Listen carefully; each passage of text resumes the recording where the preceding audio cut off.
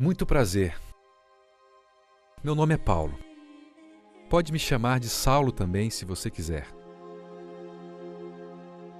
Tenho dupla cidadania. Sou judeu e também romano. Tive que cair no pó da terra para que Deus me erguesse a vida. Precisei ficar cego para poder, enfim, enxergar. Sou o príncipe dos sofredores, o maior dos pecadores. Descobri que o viver é Cristo e o morrer é lucro.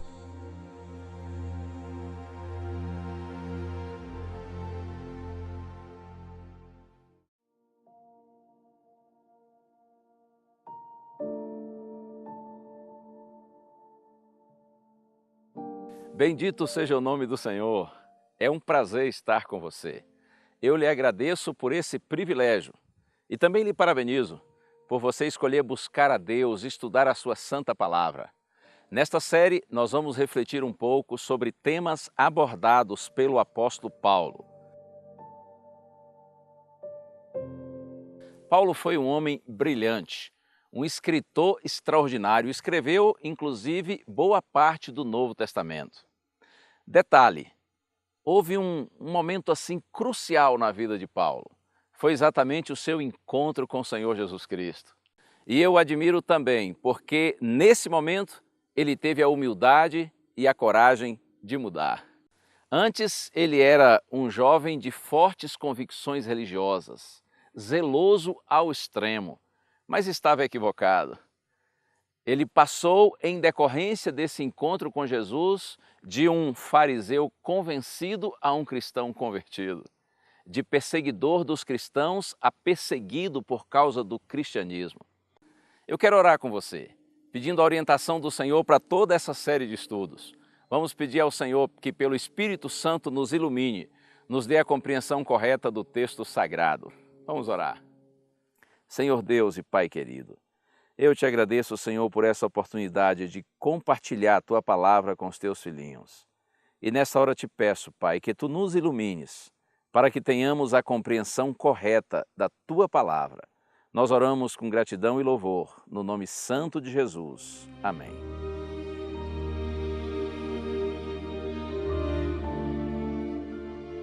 Nas primeiras referências a Paulo na Bíblia, ele é chamado de Saulo. Tanto faz. Saulo do hebraico, Paulo do latim. O fato é que este moço era um jovem judeu brilhante, considerado irrepreensível. A partir dos 12 anos de idade, ele foi morar em Jerusalém, com o propósito de estudar com o renomado professor Gamaliel. Saulo era membro do partido dos fariseus, os separados. Os fariseus se consideravam a elite moral e espiritual de Israel. Ele também foi membro do Sinédrio, o principal tribunal dos judeus. Os rabinos em Jerusalém consideravam Paulo um jovem altamente promissor, capaz e hábil defensor do judaísmo. Ele detestava o cristianismo. Os primeiros cristãos foram chamados de o povo do caminho. No entendimento de Saulo, o cristianismo era uma seita profana e amaldiçoada, que deveria ser banida, deveria ser exterminada.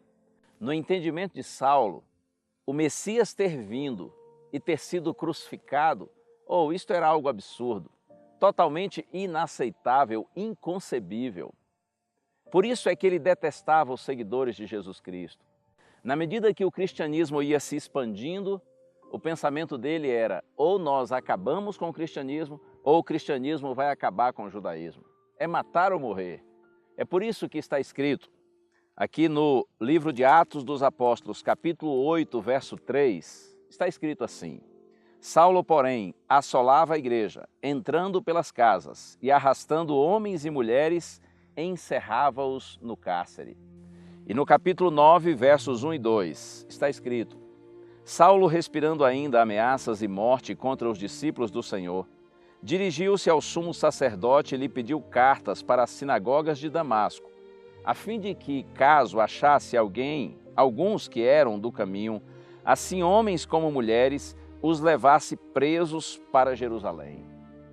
Veja que, em sentido figurado, ameaçar e matar os cristãos eram como o próprio ar que Saulo respirava. Porque, como eu já disse, no entendimento deles, o cristianismo era uma seita amaldiçoada, que deveria ser banida. Foi com esse intuito que, ao seguir para Damasco, ele pediu ao sumo sacerdote que lhe desse autorização, para que, encontrando em Damasco alguns cristãos, ele pudesse prendê-los e levá-los para Jerusalém.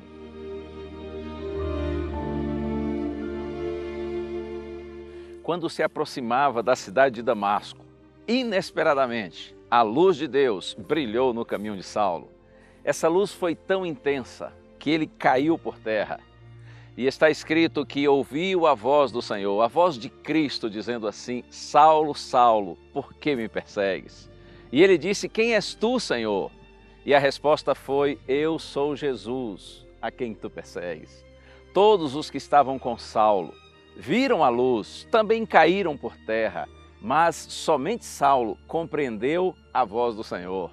E o Senhor lhe disse assim: levante-se agora e entre na cidade de Damasco, onde você será orientado quanto ao que fazer. Quando ele se levantou, notou que estava cego, e alguém então o conduziu até a cidade.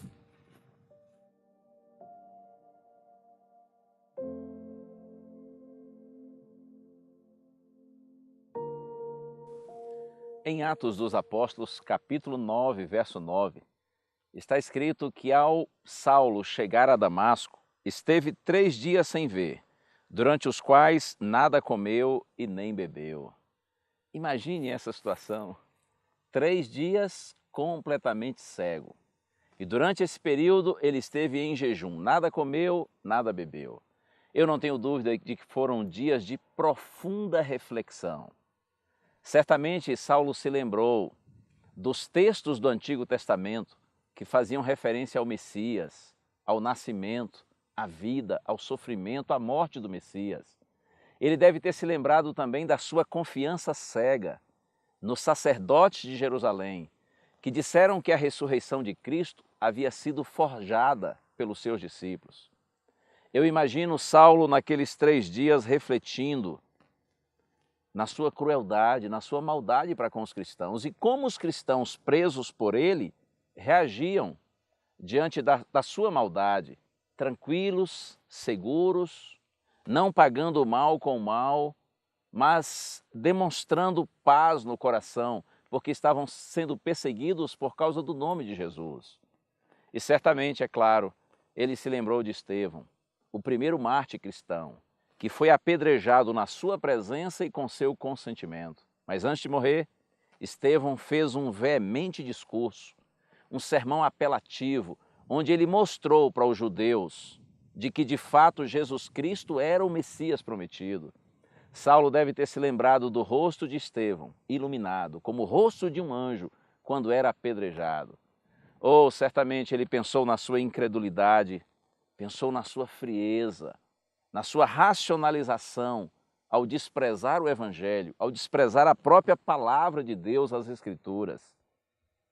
Aquele homem, cheio de si, convencido, convicto em seu pensamento religioso, nesses 3 dias de reflexão, de oração, ele cai em si e ele reconhece que de fato Jesus Cristo é o Messias.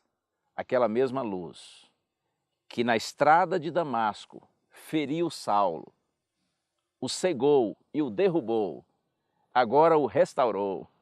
Essa mesma luz lhe deu uma nova visão, a visão do reino de Deus.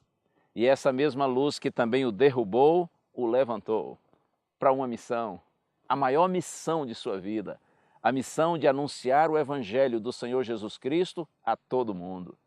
Eu me encanto quando leio Atos dos Apóstolos, capítulo 9, agora no verso 20 está escrito assim: e logo pregava nas sinagogas a Jesus, afirmando que este é o Filho de Deus.